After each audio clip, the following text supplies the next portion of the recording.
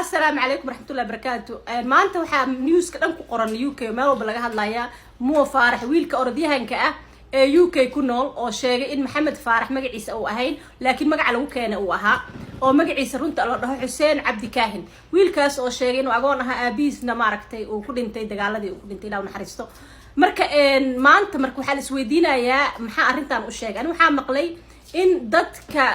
habrowdaagidiisa ay ma arkino ilaahay u baa horta runta og laakiin saaniga maqlay inay mar walba ay hunjuubi jireen ay dhigi jireen lacag hadaada noo soo dirin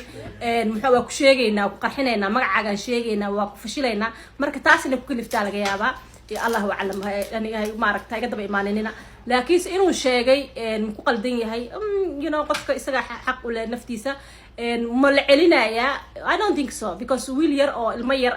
وحال علنا يقف وين مركو إماضة وما أركنه بين وشيء وكلها لكن المير أو ضد لوصل يعني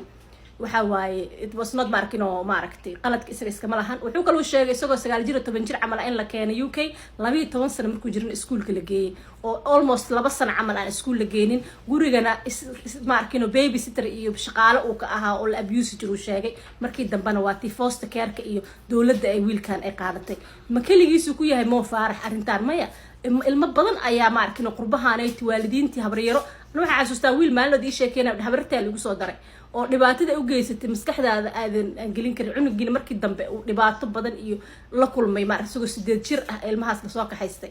marka ilmahan aad ku soo dareysaan hada wiilkan situationkiisa agoon u ahaa laakiin isku joojiya qaraabada waxayna ay u tahay 10 u tahay ilmaha qaraabooyinka ay kurinayaan maalmood waa arkaysa gabadha yareedo habriirteed jirkeeda say u googoys ilmahan ay qaraabada kurinayaan waxa way ilaahay uga cabsadaan ilmaha marbu weynaan doona wuuna hadlayaa ma garatay marka ilaahay uga cabsada waxaana dhibkan u geysanaysaan ciyaalkan hoostiina la helaysin waa idin sheegay idinka ay ku soo noqonaysa hadii xataa ilmaha dhibaatada ka dhicin waxa way cudur xun hore loo arkina idinku dhacaayo ilmaha yararka ah cuqubadooda iska ilaaliya ma fahanti marka insha Allah idinka maxay la tahay hoos ku soo qora